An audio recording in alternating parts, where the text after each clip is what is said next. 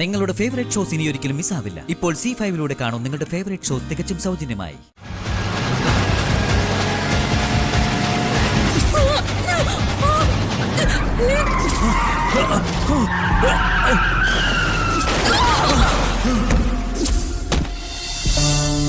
ആദ്യം ഋഷിക്കൊരു അപകടം ഉണ്ടാവണം. അവൻ അപകടം സംഭവിച്ച അത് ഗോപികയുടെ ജാതകദോഷം കൊണ്ടാണെന്ന് അവന്റെ കുടുംബത്തിലുള്ളവർ പൂർണ്ണമായും വിശ്വസിക്കും. അത് കഴിഞ്ഞ് രണ്ടാം ഘട്ടം.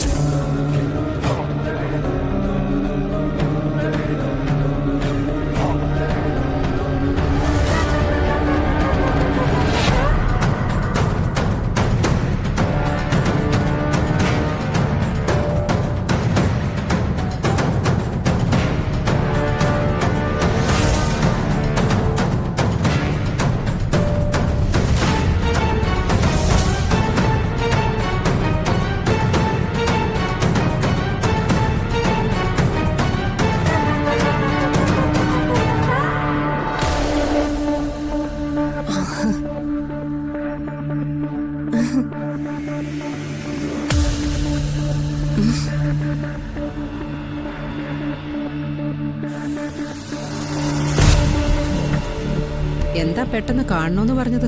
സ്വർണ്ണമ്മയ്ക്ക് എന്നോട് വിരോധാണോ? നിന്ന നിപ്പി കാലുമാറിയവളല്ലേ നീ? അത് പിന്നെ കൂടുതൽ വിശദീകരണം ഒന്നും വേണ്ട, കാര്യം പറയും. എനിക്കൊരു സഹായം കൂടി ചെയ്തു തരുമോ?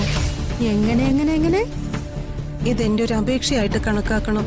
സുലോചനെ, നിനക്ക് വേണ്ടി ചെയ്തു തന്ന സഹായങ്ങളൊന്നും ചില്ലറയല്ല. എന്നിട്ട് അതിന്റെ പ്രതിഫലമൊന്നും ഇതുവരെ ഞങ്ങൾക്ക് കിട്ടിയിട്ടില്ല. എന്നിട്ട് വീണ്ടും സഹായം ചോദിച്ചു വന്നിരിക്കാ നീയാ? അത് പിന്നെ ഞാൻ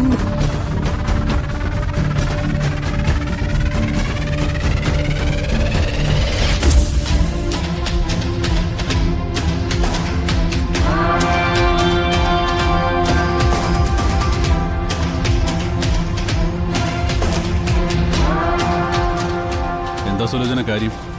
ഞാൻ അമ്മയോട് സംസാരിക്കുകയായിരുന്നു. നിങ്ങൾക്ക് വേണ്ടി ഒന്നും ചെയ്യുന്നില്ലെന്നും പറഞ്ഞ് നിങ്ങൾ എന്നെ കുറ്റപ്പെടുത്തരുത്. ഇത്രയും നാളും ദേവികയുടെ കല്യാണം നടത്താതെ മുടക്കി ഭദ്രന് വേണ്ടി കാത്തുവെച്ചത് ഞാനാ. ഇനിയെങ്കിലും എന്നെ ഒന്ന് വിശ്വസിക്കും. ദേവികയെ ഭദ്രന് തന്നെ തീർച്ചയായും കിട്ടും. പക്ഷേ അതിനു മുൻപ് അവസാനമായി ഈ ഒരു സഹായം കൂടി എനിക്ക് സ്വർണ്ണമ്മയുടെ ഭാഗത്തു നിന്ന് വേണം.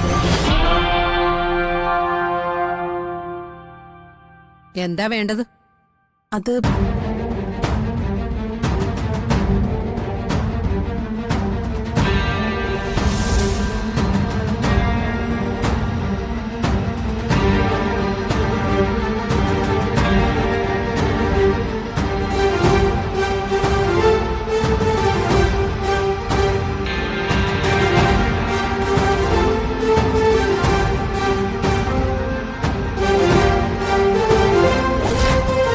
സുലോചന, നീ എന്താ ഈ പറയുന്നത്?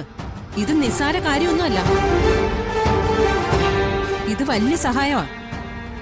ഇവനിപ്പോ ജയിലിൽ നിന്ന് ഇറങ്ങിയിട്ടേ ഉള്ളൂ. ഇത് നടക്കില്ല. അമ്മേ, നിങ്ങൾ വിഷമിക്കണ്ട, ഇത് ഞാൻ നോക്കിക്കോളാം.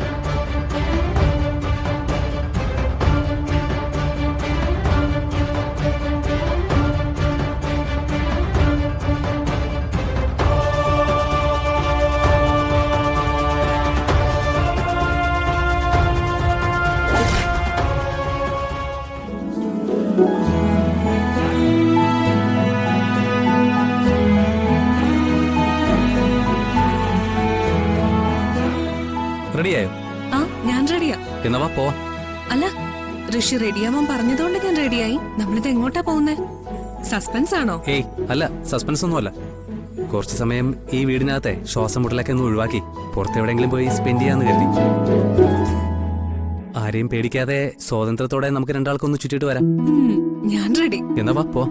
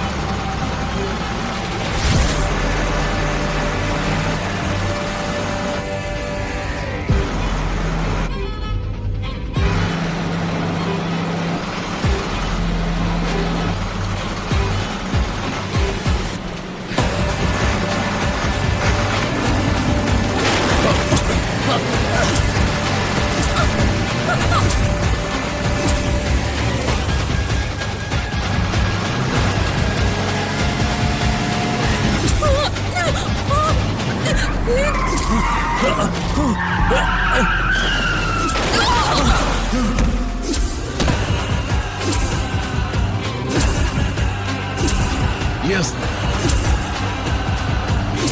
തീർന്നാണോ അല്ലേ? അപ്പോഴേ ഇനി ഇവിടെ നിൽക്കണ്ട, നമുക്ക് പോവാം. വണ്ടി എടുത്തോ.